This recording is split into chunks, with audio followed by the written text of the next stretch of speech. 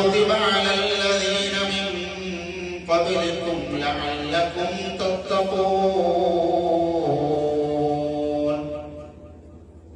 പ്രിയമുള്ള സത്യവിശ്വാസികളെ, വിശ്വാസികളെ, അല്ലാഹുവിന്റെ വിധിവിലക്കുകൾ ജീവിതത്തിന്റെ സമസ്ത മേഖലകളിലും പാലിച്ചുകൊണ്ട് യഥാർത്ഥ മുഅ്മിനുകളായി മുത്തഖികളായി ജീവിതം മുന്നോട്ട് കൊണ്ടുപോകണമെന്ന് ആദ്യമായി ഉപദേശിക്കുകയാണ്, വസിയത്ത് ചെയ്യുകയാണ്.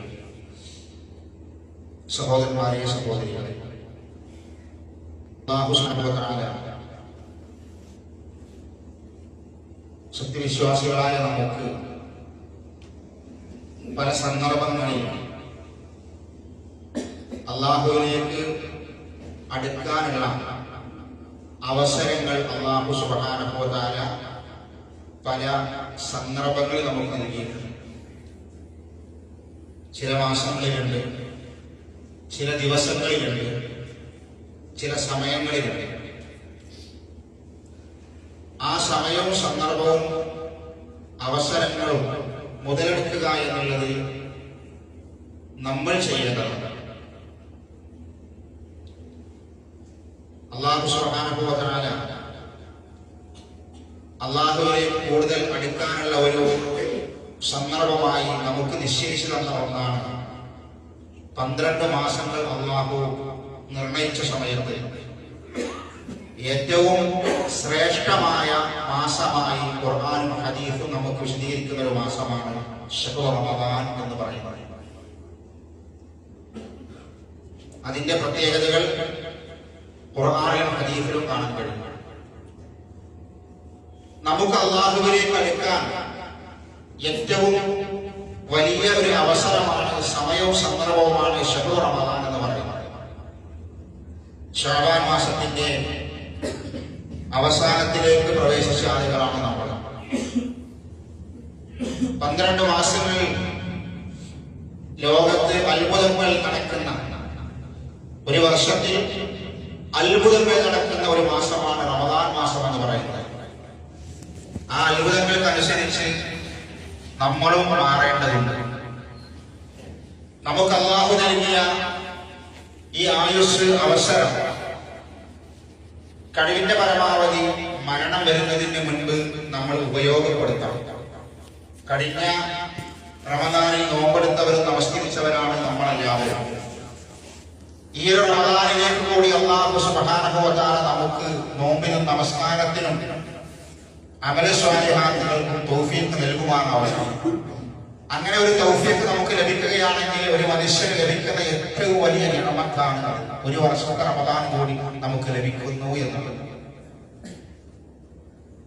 ഒരു വർഷത്തെ റമദാൻ ലഭിക്കുമ്പോൾ ഒരു വർഷത്തെ നമസ്കാരം കിട്ടും, ഒരു വർഷത്തെ ലൈലത്തുൽ ഖദ്ർ കിട്ടും, ഒരു വർഷത്തെ ദിക്റുദുആകൾ പ്രാർത്ഥനകൾ കിട്ടും, ഒരു വർഷത്തെ നോമ്പ് കിട്ടും. ഒരുപാട് റസൂലുള്ളാഹി സ്വല്ലല്ലാഹു അലൈഹി വസല്ലം പറഞ്ഞു, ആകാശ ഭൂമികൾ തമ്മിൽ എത്ര വ്യത്യാസമുണ്ടോ, അകലമുണ്ടോ, അത്രയും അകലമാണ് ഒരു വർഷത്തെ അമല സ്വാലിഹാത്തുകൾ തമ്മിൽ. ഒരു വർഷം കൂടുതൽ കിട്ടിയത് നമ്മളെക്കാൾ മുൻപ്, നമ്മളെക്കാൾ നേരത്തെ മരണപ്പെട്ടു പോയ ആളുകൾക്ക് ലഭിക്കാത്തൊരു നിയമത്താണ് ഒരു കൊല്ലം കൂടെ കിട്ടി എന്നുള്ളത്. കാരണം അവരെക്കാൾ കൂടുതൽ അമലുകൾ ചെയ്യാനുള്ള തൗഫീഖ് അല്ലാഹു നമുക്ക് നൽകി എന്നതാണ്.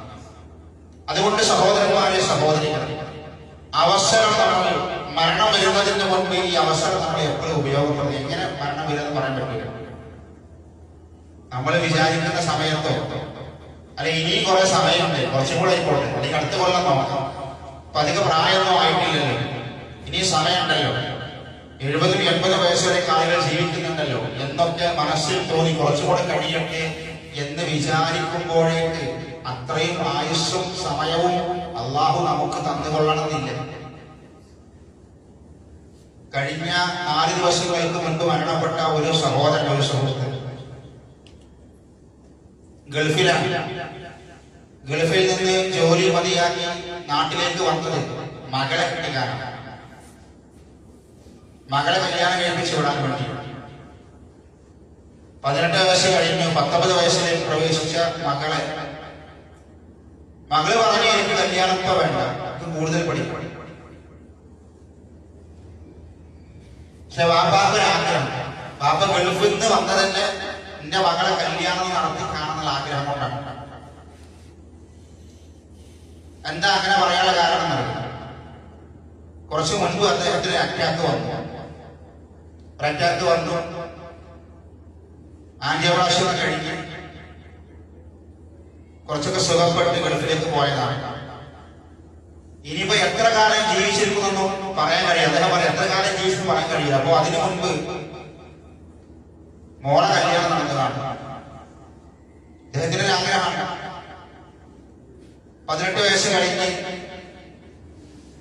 19ലേക്ക് കടന്നപ്പോ വാപ്പ ഗൾഫിൽ നിന്ന് നിർത്തിയിട്ട് കല്യാണം നടക്കാൻ വേണ്ടി വന്ന മോള് പറഞ്ഞു ഇപ്പൊ വേണ്ട വാപ്പ എനിക്ക് കുറച്ചും കൂടെ പഠിച്ചിട്ടുണ്ട്. അപ്പൊ വാപ്പ പറഞ്ഞു പഠിപ്പിക്കുന്ന വലിയ പുതിയാപ്പള്ളിയെ കിട്ടിയാൽ നമുക്ക് കല്യാണം കഴിയും. പഠിപ്പിക്കുന്ന ഒരാളായിക്കോട്ടെ. ഒരു കണ്ടീഷൻ ഉണ്ട്, എന്റെ മകളെ പഠിപ്പിക്കണം. അങ്ങനെ നാട്ടിലേക്ക് വന്ന് ഒരു ഓട്ടോറിക്ഷ വാങ്ങി. ഒരു സാധുവായ മനുഷ്യനാണ്. ആ ഓട്ടോറിക്ഷ ഓട്ടിങ്ങനെ ജീവിക്കുന്ന ഒരാളാണ്. ഒരു 10 ദിവസം മുൻപാണ് മോളെ കല്യാണം കഴിഞ്ഞത്. 10 ദിവസം മുൻപ് മോളെ നിക്കാഹ് നടന്നു. ഒരാഴ്ച കഴിഞ്ഞു അദ്ദേഹം മരണപ്പെടുകയും ചെയ്തു. അദ്ദേഹത്തിന് അത് അറിയുമായിരുന്നില്ല. അതൊക്കെ അല്ലാതെ ഒരു തീരുമാനങ്ങളാണ്. അത് നമ്മൾ വിചാരിക്കുന്ന, നമ്മൾ ചിന്തിക്കുന്ന, നമ്മൾ ആവശ്യപ്പെടുന്ന സമയത്തൊന്നും അല്ലത് നടക്കുക. അദ്ദേഹം വന്നു, ഇത് നടത്തി. ഒരു ആഴ്ച കഴിഞ്ഞപ്പോഴേക്ക് അള്ളാഹു തിരിച്ചു വിളിക്കുകയും ചെയ്തു. മരണത്തിന്റെ അവസ്ഥ ഇങ്ങനെയാണ്. അതിനു മുൻപ് നമ്മൾ എന്ത് വേണമെന്നറിയില്ല. നമുക്ക് അള്ളാഹു നൽകിയ കുറെ സമയങ്ങളോ സന്ദർഭങ്ങളുണ്ട്. അത് മുതലാക്കണം. കഴിഞ്ഞ വർഷമോ അതിന് മുമ്പത്തെ വർഷമാണല്ലോ നമ്മളെ ഈ പൂക്കോട്ടൂരിലുള്ള ഒരു സഹോദരൻ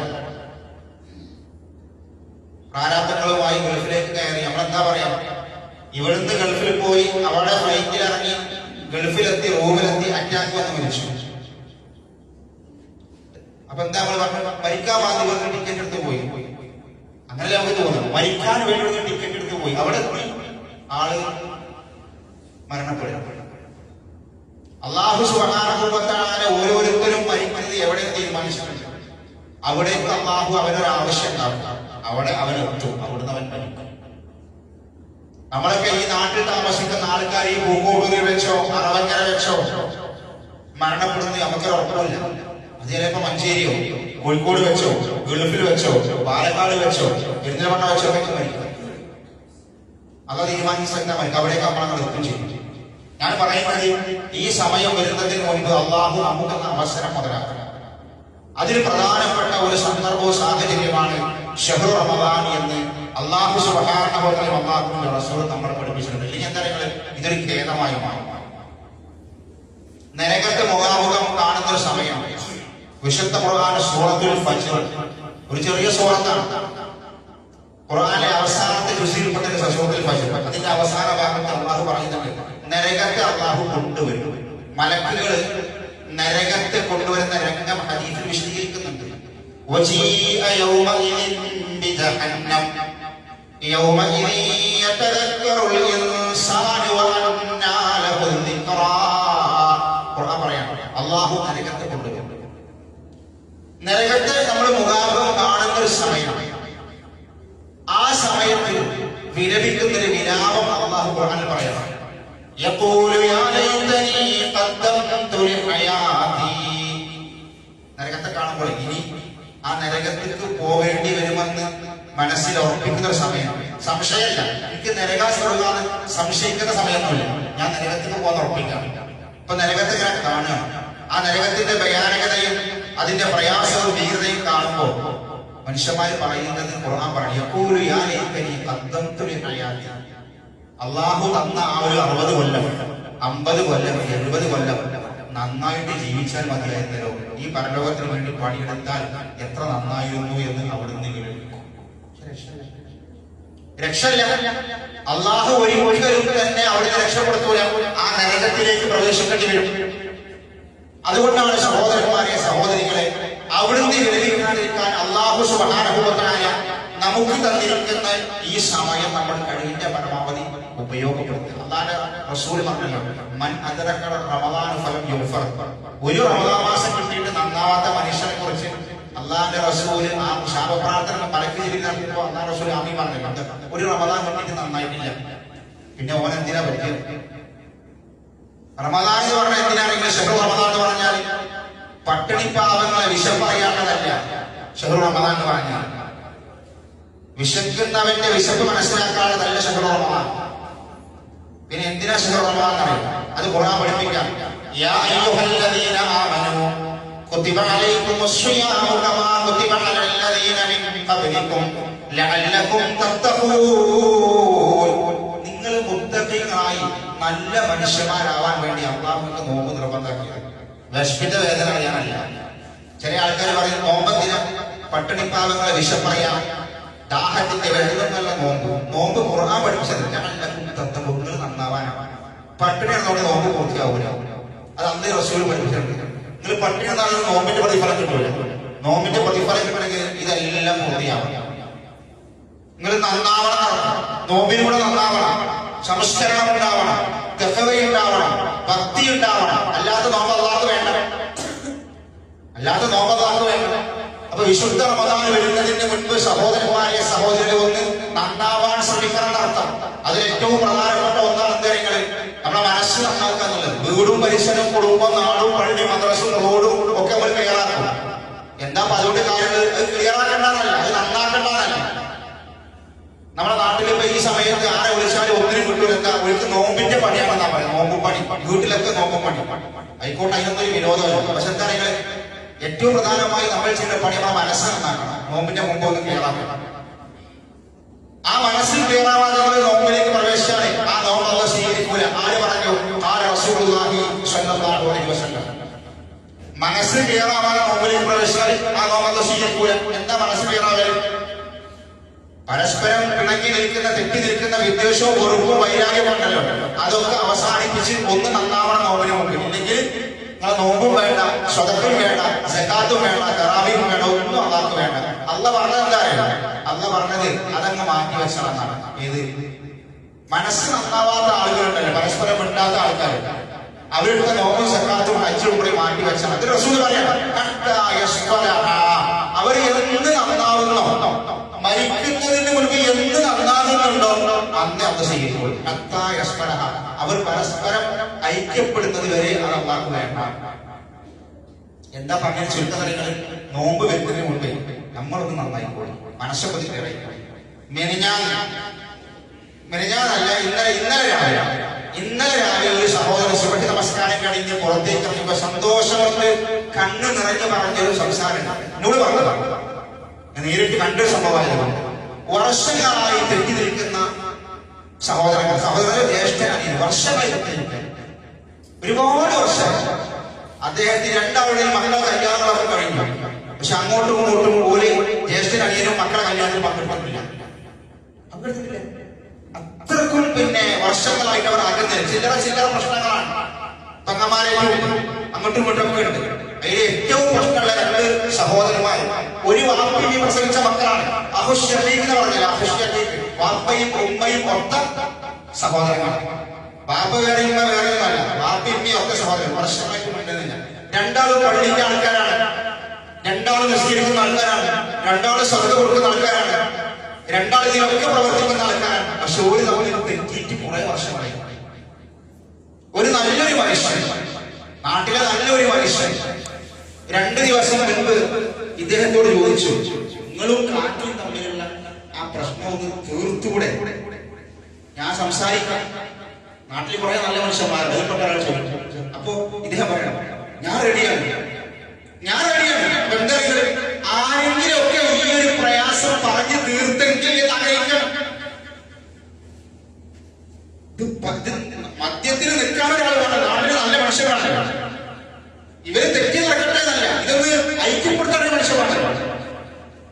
അങ്ങനെ രണ്ടാളെയും വിളിച്ചു, രണ്ടാളെ സംസാരിച്ചു, അത് തീർത്തു, സലാം പറഞ്ഞു, ഓരോ പ്രശ്നങ്ങൾ തീർത്ത് അതിന്റെ സന്തോഷം അദ്ദേഹം പറയണേ. അത് പറഞ്ഞു തീർന്നപ്പോ എന്റെ മനസ്സൊന്നും റെഡിയായി. അദ്ദേഹം പറയണേ, എന്തറിയോ, നോമ്പ് വരല്ലേ പറയാൻ. അദ്ദേഹം പറഞ്ഞത് നോമ്പ് വരല്ലേ, വിശുദ്ധ റമദാൻ വരില്ലേ, ഇതൊക്കെ ഒന്ന് പറഞ്ഞു തീർത്തെങ്കിലല്ലേ ഈ ചെയ്യുന്നതിൽ അർത്ഥമുള്ളൂ. ഞാൻ പറയുന്നത്, നമ്മൾ റമദാനിലേക്ക് പ്രവേശിക്കുന്നതിന് മുൻപ് അല്ലാഹുവിന്റെ പ്രവാചകൻ പഠിപ്പിച്ച മനസ്സ് നന്നാക്കൽ, മനസ്സ് ക്ലിയറാക്കുക എന്നുള്ളത് ഏറ്റവും പ്രധാനപ്പെട്ട ഒരു അമലായി അല്ലാഹുവിന്റെ റസൂൽ നമ്മളെ പഠിപ്പിച്ചതാണ്. അത് ചെയ്തിട്ടില്ലെങ്കിൽ സഹോദരന്മാരെ സഹോദരികളെ, അത് നമ്മുടെ നോമ്പിനെ ബാധിക്കും. അത് പ്രത്യേകം നമ്മൾ ശ്രദ്ധിക്കണം. മാത്രമല്ല അള്ളാഹുവിന്റെ പ്രവാചകൻ സ്വല്ലല്ലാഹു അലൈഹി വസല്ലം വിശുദ്ധ റമദാനിലേക്ക് പ്രവേശിക്കുക നമ്മളോട് പ്രത്യേകം പറഞ്ഞ ഒന്നാണ് വിശുദ്ധ റമദാനിന്റെ മഹത്വം. അല്ലാഹു റസൂൽ റമദാൻ ഒന്ന് വരുമ്പോൾ ലോകത്ത് നടക്കുന്ന പല അത്ഭുതങ്ങളുണ്ട്. സ്വർഗത്തിന്റെ 8 കവാടം തുറന്നു വെക്കും, നരകത്തിന്റെ 7 കവാടവും അടച്ചു വെക്കും. ഷഹ്റു റമദാനിന്റെ 1ാമത്തെ രാത്രി എന്നാണോ മാസപ്പിറവി കണ്ടു എന്ന് നിങ്ങൾക്ക് റിപ്പോർട്ട് കിട്ടുന്നത് അന്ന് രാത്രി ലോകത്ത് നടക്കുന്ന അത്ഭുതമാണ്. നരക കവാടം അല്ലാഹു അടയ്ക്കുകയാണ്. പിന്നെ റമദാൻ കഴിയുന്നത് വരെ നരകത്തിന്റെ കവാടം അല്ലാഹു തുറക്കൂല. സ്വർഗത്തിന്റെ 8 കവാടം അല്ലാഹു തുറന്നിടുകയാണ്. പിന്നെ അല്ലാഹു ഒരിക്കലും ആ കവാടം അടക്കൂല ഈ റമദാൻ കഴിയുന്നത് വരെ. എന്നിട്ട് മലക്കുകൾ വിളിച്ചു പറയാണ്, യാ ബാഇൽ ഖൈർ അക്സിർ, യാ ബാഇൽ ഖൈർ അഖ്മിൽ വയാ ബാഇൽ ശർർ അക്സിർ. മനുഷ്യന്മാരോട് പറയണം, റമദാൻ വരികയാണ്, നന്നാവാൻ ഉദ്ദേശിക്കുന്നുണ്ടോ മുന്നോട്ട് വന്നോ? തിന്മ ചെയ്യുന്ന മനുഷ്യരെ നിർത്തിക്കൂടെ? ഈ തിന്മൊക്കെ അവസാനിപ്പിച്ചൂടെ?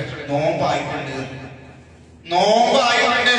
ഒന്ന് നന്നാവണം, സൽക്കർമ്മങ്ങൾ ചെയ്യണം. മാത്രമല്ല ആ ഹദീസിന്റെ അവസാനം എന്താ അറിയോ? വിശുദ്ധ റമദാനിന്റെ ഓരോ രാത്രിയിലും അല്ലാഹു സുബ്ഹാനഹു വ തആല ഒരുപാട് ആളുകളെ നരകത്തിൽ നിന്ന് മോചിപ്പിക്കുന്ന മാസമാണ് റമദാൻ മാസം. അല്ലാഹു നമ്മളെ ഉൾപ്പെടുത്തി അനുഗ്രഹിക്കുമാറാവട്ടെ. ഒരുപാട് ആളുകളെ നരകത്തിൽ മോചിപ്പിക്കും. അതുകൊണ്ടാണ് റസൂലുള്ളാഹി സ്വല്ലല്ലാഹു അലൈഹി വസല്ലമ വിശുദ്ധ റമദാനെ കുറിച്ച് പഠിപ്പിച്ച സന്ദർഭത്തിൽ അല്ലാഹുവിന്റെ റസൂൽ നമ്മളോട് പ്രത്യേകം ചോദിക്കാൻ വേണ്ടി പറഞ്ഞൊരു സംഗതിയുണ്ട്. റമദാൻ മാസത്തിൽ 2 കാര്യങ്ങൾ അല്ലാഹുവിന്റെ റസൂൽ പ്രത്യേകം ചോദിക്കാൻ വേണ്ടി പറയും. അതിലൊന്ന് നരകമോചനവും, 2 സ്വർഗപ്രവേശനവുമാണ്. അല്ലാഹുവിന്റെ റസൂൽ പ്രത്യേകം റമദാൻ ചോദിക്കാൻ വേണ്ടി പറഞ്ഞതാണ് നരകമോചനം നിങ്ങൾ ചോദിക്കണം. ഇന്ന ദിവസം ഇന്ന 10, 1-ാം 10, 2-ാം 10, 3-ാം 10 എന്നൊന്നുമില്ല. റമദാൻ 30 നിങ്ങൾ ചോദിക്കണമെന്ന് നരകമോചനം. റമദാൻ 30 നിങ്ങൾ ചോദിക്കണം സ്വർഗപ്രവേശനം എന്ന് അല്ലാഹുവിന്റെ റസൂൽ ഹദീസിൽ പഠിപ്പിച്ചിട്ടുണ്ട്. മാത്രമല്ല അല്ലാഹുവിന്റെ റസൂൽ റമദാനെ കുറിച്ച് പഠിപ്പിച്ചപ്പോൾ പറഞ്ഞതാണ്, അതാകും ശഹ്റു റമദാൻ ശഹ്റു ബറക, ബർക്കത്തിന്റെ മാസമാണ്. രാവും പകലും പുണ്യമാണ്. രാവും പകലും ബർക്കത്തുള്ള മാസമാണ്. ആ രാവും പകലും ബർക്കത്തുള്ള മാസത്തിന്റെ പ്രത്യേകത അല്ലാഹുവിന്റെ റഹ്മത്ത് കൊണ്ട് അല്ലാഹു മതിയും. എന്നിട്ട് അല്ലാഹുവിന്റെ റസൂൽ പറഞ്ഞു, അല്ലാഹുവോട് നിങ്ങൾ ചോദിച്ചാൽ അല്ലാഹു ഉത്തരം നൽകുന്ന മാസമാണ് റമദാൻ മാസം. അതൊക്കെ നമുക്ക് കിട്ടണമെങ്കിൽ എന്തുവാണെന്ന് അറിയാം, നമ്മൾ നോമ്പെടുത്ത് നമ്മളൊന്ന് റെഡിയാവും. എന്താ നോമ്പെടുത്തിട്ട് നമ്മളെ കണ്ണും നമ്മളെ ചെവിയും നമ്മളെ നാവും ഒന്ന് നിയന്ത്രിക്കണം. ഇങ്ങനെ കഴിഞ്ഞ മാസം കഴിഞ്ഞ നോമ്പ് ആ നോമ്പ് ഈ പ്രാവശ്യം നോമ്പ് അങ്ങനെ ഒരു ഓട്ടോമാറ്റിക് നോമ്പ് അങ്ങനെ പറ്റൂല. റമദാൻ മാസത്തിന് മഹത്വമുണ്ട്. അത് അള്ളാഹുവിന്റെ ശിആറാണ്. അപ്പൊ നമ്മളതിനെ ആദരിക്കണം. ഇന്നലെ ശഅബാൻ 29 അല്ലെങ്കിൽ 30 ഇന്ന് റമദാനാണ്. നമുക്ക് നോമ്പ് അല്ല, ഇന്ന് മാസം മാറി. അത് ഭയങ്കര വ്യത്യാസമാണ്. അപ്പൊ എന്തുവാ? അതിനെ നമ്മൾ ആദരിക്കണം, ബഹുമാനിക്കണം. ആ ഒരു നമ്മളെ മനസ്സിനെ കൽബിനെ തോന്നും. അതിന് അള്ളാഹുവിന്റെ ബർക്കത്തും ഖൈറും ഉണ്ടാവും. അള്ളാഹുവിനെ അടുക്കാൻ വേണ്ടി ഈ മാസം പ്രത്യേകം നമ്മൾ ശ്രദ്ധിക്കണം. എന്താ അതിൽ ചെയ്യേണ്ടത്? ഖുർആനിൽ പറഞ്ഞ് നോമ്പെടുക്കുക. ശഹ്റു റമദാനിലെ യൂസുഫീനെ പോലെ 2ാമത്തെ തരം ഖുർആനിലേക്ക് അടുക്കുക. 3ാമത്തത് എന്താ? വൈദാസാലിക ഇബാദി അന്നി ഫഇന്നി ഖരീബ്. ഇതൊക്കെ അള്ളാഹു സുബ്ഹാനഹു എണ്ണി പറയാം. നോമ്പിൽ എന്താ ചെയ്യേണ്ടത്? കൂടുതൽ അള്ളാഹുവോട് പ്രാർത്ഥിക്കുക, ഇസ്തിഗ്ഫാർ നടത്തുക. അടുത്ത ആയത്തിൽ എന്താ അറിയാം? ഇഅ്തികാഫിൽ ഖുർആനിൽ പറഞ്ഞു നോമ്പിൽ എന്തൊക്കെ ചെയ്യണം? നോമ്പെടുക്കുക. ശഹ്റു റമദാനിലെ യൂസുഫീനെ പോലെ ഖുർആൻ ഓതുക. പിന്നെന്താ? ഇസ്തിഗ്ഫാറും പ്രാർത്ഥന. പിന്നെന്താണ്? ഇഅ്തികാഫിൽ ഇതൊക്കെ തന്നെ ചെയ്യേണ്ടത്. അതിലേക്ക് അടുക്കാൻ വേണ്ടി ശ്രമിക്കുക. അല്ലാഹു സുബ്ഹാനഹു വ തആല നമുക്ക് തൗഫീഖ് നൽകുമാറാവട്ടെ.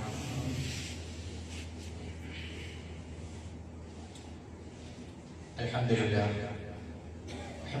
വാഹിദിൽ ഖഹാർ അൽ അസീസുൽ ഗഫാർ മുകബ്ബിറുൽ ലൈലി വൻ നഹാർ അമ്മാ ബഅദ് തഖ്വല്ലാഹ ഇബാദല്ലാഹ്.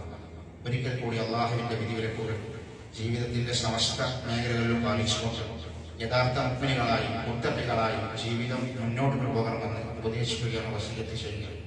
സഹോദരന്മാരെ, സഹോദരികളെ, വിശുദ്ധ റമദാനിൽ പ്രത്യേകം ശ്രദ്ധിക്കേണ്ട 2-3 സംഗതികളാണ്. അത്താഴം കഴിക്കുക എന്നുള്ളത്.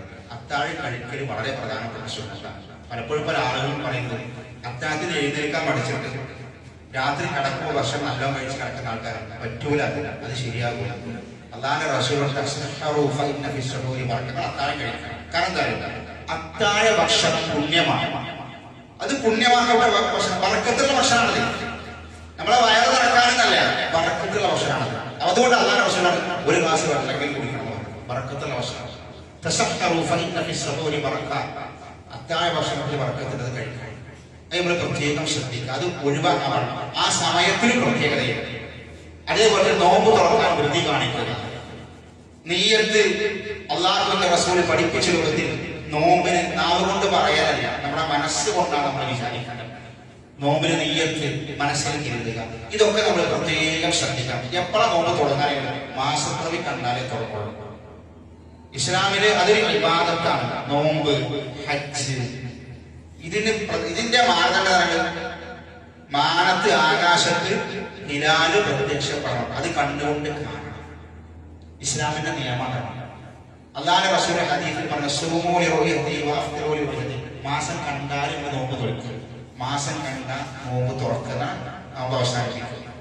അത് ഹജ്ജ് പെരുന്നാളിനും അങ്ങനെ തന്നെ, നോമ്പിനും അങ്ങനെ തന്നെ. ഒക്കെ നമ്മൾ മാസപ്പിറവിയാ പരിഗണിക്കുക, കണക്കല്ല. ഇപ്പൊ കണക്ക് വ്യാപകമാണ്, കണക്കിൽ കിട്ടും. ഇത് അങ്ങനെ അങ്ങോട്ടും ഇങ്ങോട്ടും കാലമാണോ മാറ്റാൻ പറ്റുന്ന ഒന്നല്ല ഇസ്ലാമിലെ വിവാദത്ത്. ഇത് വിവാദത്താണ്, അത് നമുക്ക് മാറ്റാൻ പറ്റില്ല. കണ്ണോട് കാണുന്നതാണ്. മാസം അവിടെ 20 മിനിറ്റ് മാസം ചക്രവാളത്തിലുണ്ട്, അത് പറഞ്ഞിട്ടുണ്ട്. നമ്മൾ കണ്ടില്ല, നമുക്ക് നോക്കാൻ പറ്റില്ല. കാണണം. അത് ഇതിന്റെ അക്ഷര കണക്കല്ല, കാഴ്ചയാണ് പരിഗണിക്കേണ്ടത്. അത് അള്ളാഹുവിന്റെ പ്രവാചകൻ കൃത്യമായി പഠിപ്പിച്ചിട്ടുണ്ട്. അത് പ്രത്യേകിച്ച് മാത്രമല്ല, നമ്മുടെ നാട്ടിലെ കാഴ്ച പരിഗണിക്കും. ചില ആൾക്കാരുണ്ട് കാലം വികസിക്കില്ല. അപ്പൊ മക്കത്ത് കണ്ടോ, മദീനത്ത് കണ്ടോ, അതൊന്നുമല്ല നമ്മൾ നോക്കണം. അള്ളാഹുവിന്റെ റസൂൽ മക്കത്ത് കണ്ടോ മത്ത് കണ്ടോ നോക്കാനേ പറഞ്ഞിട്ടില്ല. ആരെയും ഹദീസ പറഞ്ഞത് സൂമൂരിട്ട് വർത്തിനോട് ഇറങ്ങിയിരുന്നത് അവിടെ മക്ക മദീന തന്നെ പറഞ്ഞത്. ഈ മക്കത്ത് കണ്ട മത്ത് കണ്ടതൊക്കെ ഉള്ളത് ഇപ്പൊ ഒരു 10-15 കൊല്ലം കൊണ്ട് നോക്കണ്ടെങ്കിൽ ഈ വാട്സപ്പും ഫേസ്ബുക്കും ചാനലും നോക്കണം. അതിനനുസരിച്ച് നമ്മളെ മാസപ്പിറവിയെ മാറ്റാൻ പറ്റും. ഇത് മുസ്ലിം ലോകം ഇങ്ങനെ അംഗീകരിച്ചു വന്ന സംഗതിയാണ്. ഹദീസിന്റെ അടിസ്ഥാനത്തിൽ മക്കത്തും മദീനത്തും കണ്ട് ഇപ്പൊ എല്ലാം കിട്ടും. മക്കത്തെ ബാങ്ക് ഇവിടെ അതേ സമയത്ത് കിട്ടും. ഇവിടെ ബാങ്ക് കൊടുക്കാൻ പറ്റും. കാലം മാറി ആ ബാങ്ക് ഇവിടെ കൊടുക്കാൻ പറ്റും. നമുക്ക് നമ്മുടെ സമയത്ത് തന്നെ നോക്കാം. അതുകൊണ്ട് സഹോദരന്മാരെ മാസപ്പിറവിയാണ് നമ്മുടെ മാനദണ്ഡം. അത് പ്രത്യേകം മനസ്സിലാക്കി, അത് പ്രത്യേകം ശ്രദ്ധിച്ചാണ് നമ്മൾ അതിലേക്ക് പ്രവേശിക്കേണ്ടത്. ഒരിക്കലും തന്നെ നമ്മൾ വസ്വാസിനും ഫിത്നയിലും പെടാൻ പാടില്ല. ഇങ്ങനെ വാട്സപ്പിൽ ഇങ്ങനെ പ്രേരിക്കും, അവിടെ കണ്ടു, മറ്റിടത്ത് കണ്ടു, അതെല്ലാവരും ഇതുപോലെ ഇത് വേണമെന്നല്ല. മാസപ്പിറവി കാഴ്ചയാണോ, കാഴ്ച കണ്ടു, നമ്മുടെ നാട്ടിൽ കണ്ടു, അത് പ്രമാണബദ്ധമാണെങ്കിൽ നമ്മൾ ചെയ്യരുത്. അതാണ് ഇസ്ലാമിന്റെ ഏറ്റവും പ്രധാനപ്പെട്ട ഒന്ന്. അത് പ്രത്യേകം ശ്രദ്ധിച്ച് നമ്മളെ പ്രവേശിക്കുക. വേറൊരു സംഗതി, റമദാൻ മാസമാണ്. തറാവീഹ് നമസ്കാരം പ്രത്യേകം ശ്രദ്ധിക്കും. കുടുംബ സമയം തറാവീഹ് നമസ്കാരത്തിൽ പങ്കെടുക്കുക. എല്ലാ 30 ദിവസവും തറാവീഹ് കുടുംബ സമയത്തിൽ പങ്കെടുക്കാൻ വേണ്ടി ശ്രമിക്കുക. മക്കളെയും കുടുംബത്തെയൊക്കെ അതിലേക്ക് കൊണ്ടുവരും. കാരണം തറാവീഹ് നിസ്കാരത്തിൽ പങ്കെടുത്ത പ്രത്യേകത സ്വർഗം അല്ലാഹു ഖുർആനിൽ പറഞ്ഞു. രാത്രി നിസ്കാരത്തിന് സ്വർഗമുണ്ട്.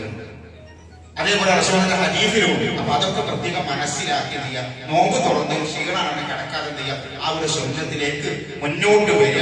അതിന് അല്ലാഹു സ്വർഗം നൽകും. അതേപോലെ തന്നെ ദാനധർമ്മങ്ങൾ വർദ്ധിപ്പിക്കുക, ഖുർആൻ വർദ്ധിപ്പിക്കുക, ദിക്റുകൾ വർദ്ധിപ്പിക്കുക. ഇതൊക്കെ ചെയ്ത് റമദാനെ ധന്യമാക്കുക. അല്ലാഹു സുബ്ഹാനഹു വ തആല നമുക്ക് തൗഫീഖ് നൽകുമാറാകട്ടെ.